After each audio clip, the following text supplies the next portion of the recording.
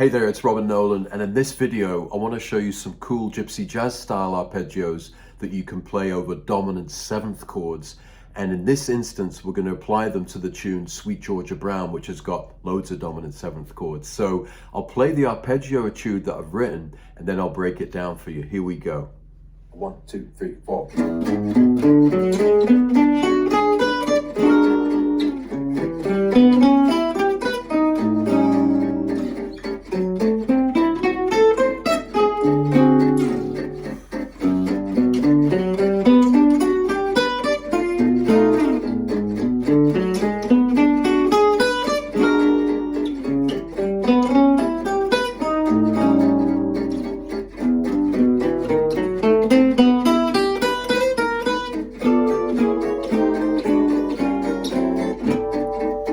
So that was the arpeggio etude that I've written, and I've written 3 arpeggio etudes using different types of arpeggios that work over dominant 7ths, and in this case we're using classic sounding arpeggios. In the other 2 I use diminished, whole tone and other wild and wonderful sounds. And if you want the tab to all this, then it's waiting for you inside the Gypsy Jazz Club.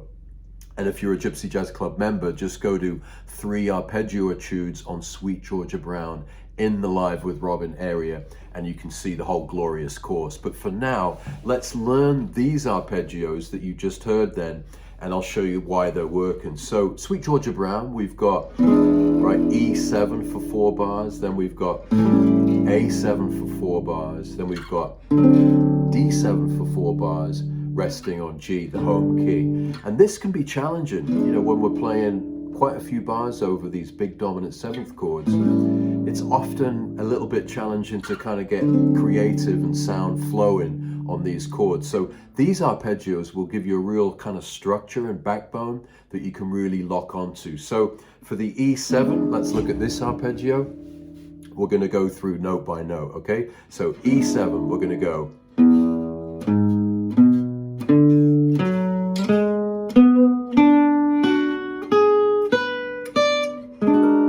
So what were those notes? The first note was the root, right? E7.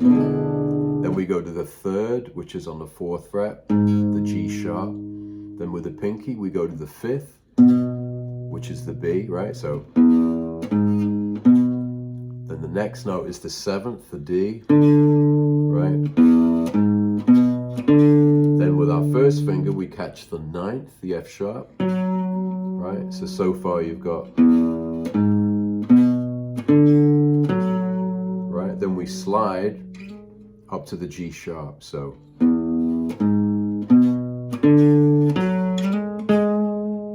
And then carry on, we repeat the pattern, B, roll over to the F sharp, G sharp, B, and then this cool chord we finish the pattern on. That's just an E9, but with the flat 5, the B flat, which kind of gives it that boppy kind of edge to it, which is cool. So in slow motion, that arpeggio goes.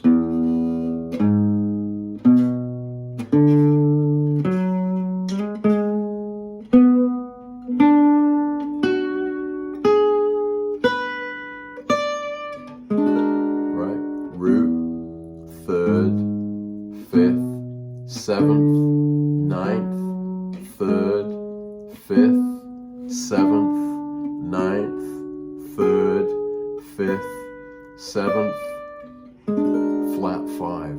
If you just learn that arpeggio and practice it super slow, in fact I'm inside the course here, and in one of the videos we do practice it super slow, and this is a really good way to get it down. Slow.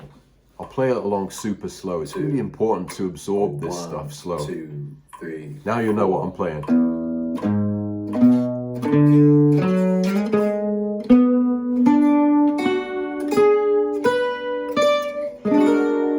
Right?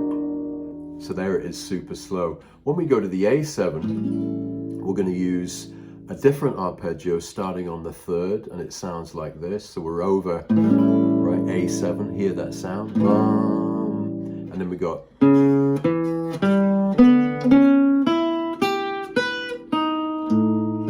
right? So what are these notes? Also just big, strong classic notes from the chord, no big surprises. We start on the major third, which is nice. So C sharp, third, up to the fifth, E, then to the seventh, then to the ninth, the B, and then we repeat that pattern. So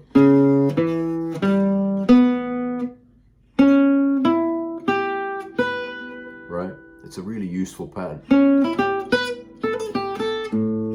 It's a really kind of in the pocket kind of dominant sound.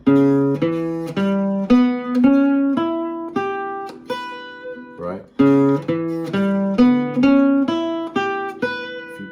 If you learn that pattern, it's really going to come in handy with your impro. It will really give you the classic solid dominant seventh sound. Again, let's practice that slow in the club. Arpeggio etude number 1, Sweet Georgia Brown. Okay, E7 and A7. 2. Maybe you can play along with me right now. 3, 4.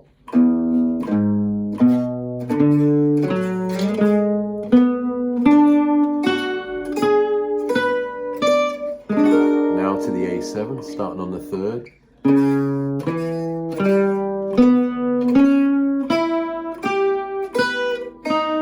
For the D7, we're using the same as the E7. Sorry, as the D7, A7 idea. Sorry.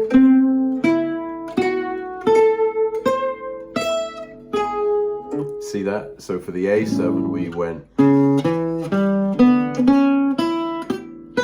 so we slide up to the D7, we start on the third, same pattern. This is a really useful pattern. And then when we get to the G major, we're going to do this.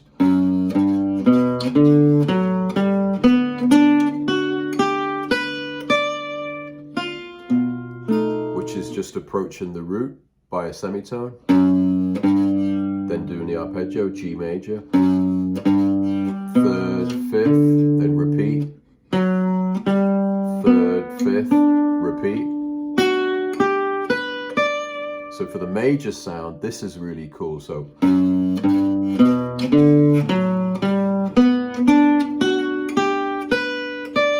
then for the spice again, the bop spice, rest on the B7 with a flat 5. Then we can go round again. Let me play the whole thing for you slowly. And if you want to learn this arpeggio etude and others that I've written for Sweet Georgia Brown with the whole PDF workbook and videos for each arpeggio, slow and fast, so you can practice along, then consider taking a 14-day free trial in the Gypsy Jazz Club. There you go. It really is the ultimate place to learn this music. Okay, let me play it for you Arpeggio now. etude number 1, Sweet Georgia Brown, slow. Okay. 2, 1, 2, Here we 3, go. 4.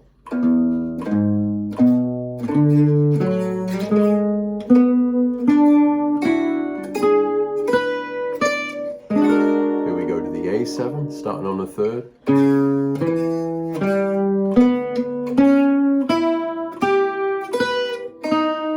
Right, the A7 flat 5. We're going to move that up to D now. Same pattern.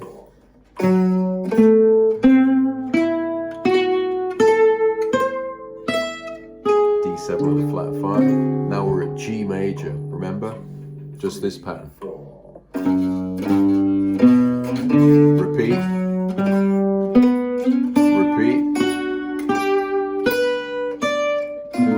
B7 with a flat 5. We're at the top again now.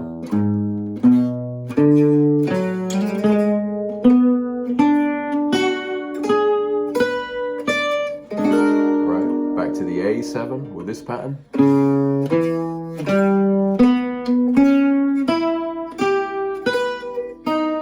Now we've got the end of Sweet Georgia Brown, which is E minor 7, B7. We're going to play this.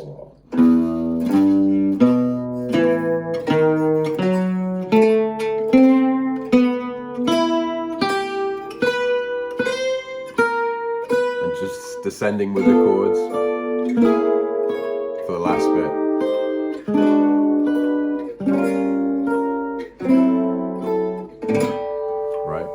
So I think you start to see what I'm doing here, and if you learn 2 arpeggios from this video, I recommend really going for that E7 one. So root, 3rd, 5th, 7th, 9th, 3rd, 5th, 7th, 9th, 3rd, 5th, 7th. Right, just practice it really slowly. And then remember the A7 one, you're just repeating these 4 notes. Right? And then finishing on again, the A7 with a flat 5. Moving it up to D, again, 4 notes. Repeat. With a flat 5. And then for the G major arpeggio, approaching from the semitone and playing this pattern, major 7, 1, 3, 5. Major 7, 1, 3, 5.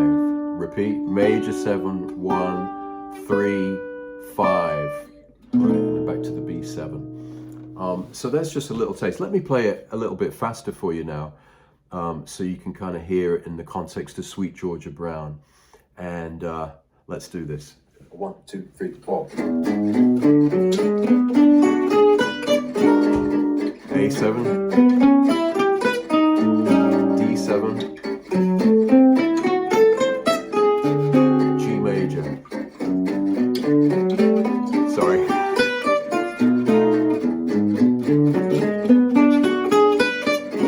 A7, E minor at the end.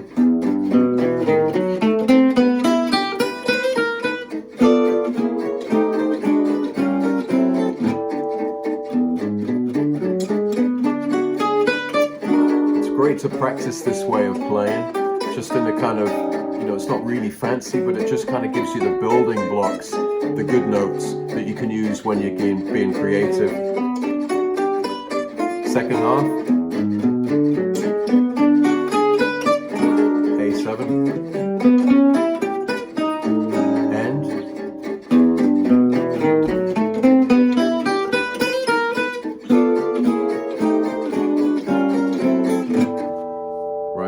So by learning these arpeggios and kind of practicing them like that, just kind of straight with a metronome or with a backing track, it really basically puts your hand in the right place.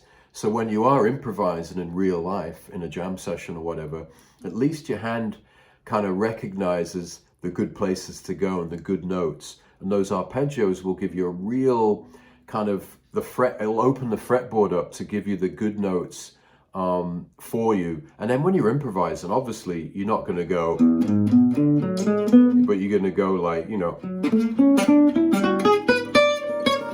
going to use some of those notes, and it's just going to give you real confidence. So my recommendation is to rewind this video, learn the arpeggio for E7, for A7, for D7, and for G, and then just practice them really slowly, okay? Maybe just without a backing track, just with a really slow metronome, and just go through them and then really hear how they work over each chord. And then you can have fun with the backing track and start to kind of integrate them into your playing. And of course, if you really want to get them down and learn the other 2 arpeggio etudes I've written on Sweet Georgia Brown using diminished, whole tone, and other cool gypsy jazz sounds, then definitely go check out the 3 arpeggio etudes on Sweet Georgia Brown course, which is waiting for you in the Gypsy Jazz Club. And Gypsy Jazz Club members, go to the Live with Robin area and go and check it out. And if you're not a member, take a 14-day free trial at gypsyjazzclub.com.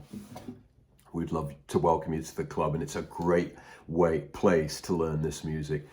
You'll get personal coaching from me and support from the community, 6 or 7 live sessions every month. It's just a really great place to learn. All right, I wish you a great day. Thanks for watching this. You know the drill. Have a go. Take it slow. Stay inspired and get those arpeggios down.